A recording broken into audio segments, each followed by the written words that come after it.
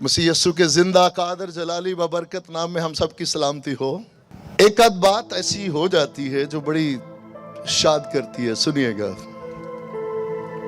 वहां पे कोने पे टेबल पे कुछ भाई बैठे हुए हैं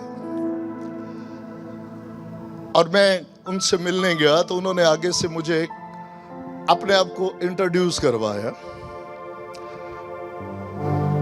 और वो भाई अभी खड़े हैं। मैं चाहूंगा अपना हाथ उठाएं जरा भाई। यस। और उन्होंने अपने आप को इंट्रोड्यूस करवाया। भाई मैं जो आपने कहा वही कहना चाहूंगा और आपने उसकी तायीद हाथ हिला के करनी है, और अगर मैं कुछ गलत कहूं तो आपने आगे आ जाना कि नहीं ऐसे बोला था। उन्होंने कहा जी मैं वेटर्स का हेड हूं, राइट। ये आपकी, उन्होंने मुझे इंट्रोड्यूस करवाया कि ये वेटर्स की टीम है। ऐसा ही है भाई। और मेरी रूह खुदावंद में शाद हो गई। सुनिएगा भाई, अगर आज कभी कभार अगर किसी भी तरह से आप कॉम्प्लेक्स का शिकार होते हो तो आज के बाद कभी नहीं होना, क्योंकि जब कलाम मुकद्दस की बहुत सारी बातों की समझ आती है ना तो आप आजाद से आजाद होते चले जाते हैं। कितनों को याद है कि हमने एक दिन देखा बाइबल मुकद्दस में से कि हमारे बाप इब्राहिम वेटर की खिदमत कर रहे। किस किस को याद है? आमीन।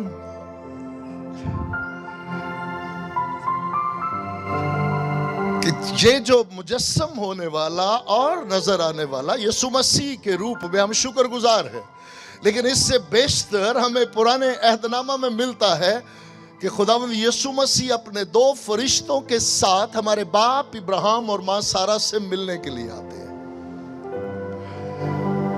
और वो फौरन भाग कर जाते हैं, उन्हें रिसीव करते हैं, उसके बाद पानी देते हैं, उनके पांव धोते हैं, फिर उन्हें कहते हैं जी आप आराम करें, और वो खुद भागते हैं और जाकर एक पला हुआ बछड़ा लेके आते हैं, उसे ज़बह करते हैं। और इसलिए कभी कभार हम बड़ा एंजॉय करते, बड़ा शाद होते हैं कि यीशु मसीह को बछड़े का गोश्त, ताज़ा फुलके और क्या, ताज़ा मक्खन।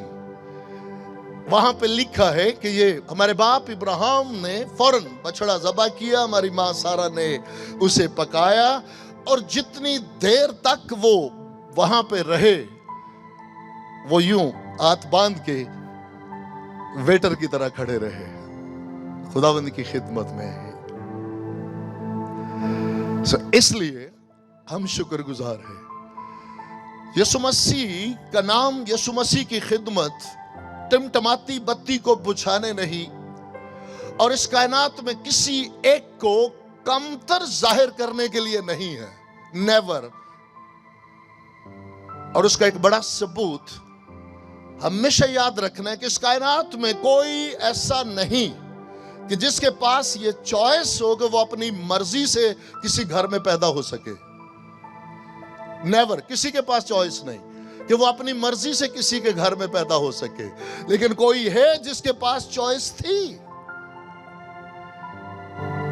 कि वो जहां चाहे पैदा हो, लेकिन उन्होंने किसी पैलेस में, किसी महल में पैदा होना नहीं, बल्कि एक चरनी में पैदा होना मुनासिब। अगरचे चरनी चारे को जाहिर करती है, लेकिन यहां पे जिस्मानी तौर पर हमारे लिए ये समझना बहुत जरूरी है, कोई ऐसा नहीं जिसके पास चॉइस हो बेटा, और कोई बाप ऐसा नहीं जिसके पास ये चॉइस हो। लेकिन बाप के पास चॉइस है, बेटे के पास चॉइस है, और बिल्कुल आम इंसान की तरह इस दुनिया में आए। एक बात। अगली बात, कभी भी अपने आप को कमतर नहीं समझे, कॉम्प्लेक्स का शिकार ना हो। वो चाहते तो वो जहां पैदा होना चाहते हो सकते थे, लेकिन दूसरी तरफ यह भी याद रखना है कि अगर आपका बाप सैनिटरी वर्कर है, आपका बाप एक माली है, आपका बाप एक ड्राइवर है, कभी परेशान ना हो। सवाल यह है कि आपका खुदावंद के साथ रिश्ता है, क्योंकि उन्होंने एक बढ़ई के घर में, एक कारपेंटर के घर में आना पसंद किया।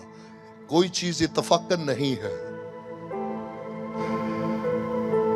और फिर अपने आप को बागबान इंट्रोड्यूस करवाया। ये भी कभी नहीं भूलना, क्योंकि हमारे बुजुर्ग बाप आदम को बाग में रखा गया कि तू क्या कर, बाग की बागबानी। पहला काम क्या कर, बाग की बागबानी और निगहबानी।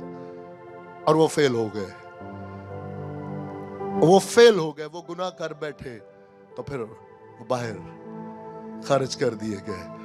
और मुर्दों में से जी उठते ही हमारी बहन मरियम मगदलीनी देखती है कि बागबान, इत्तफाकन नहीं था कि वो बागबान समझकर बात करती है, शुक्रगुजार है कि एक बाग से लूटा अदन में से और बागे गत समनी में से शुरू करके उससे कहीं ज्यादा वापस लुटा दिया। हम शुक्रगुजार है खुदावंद के।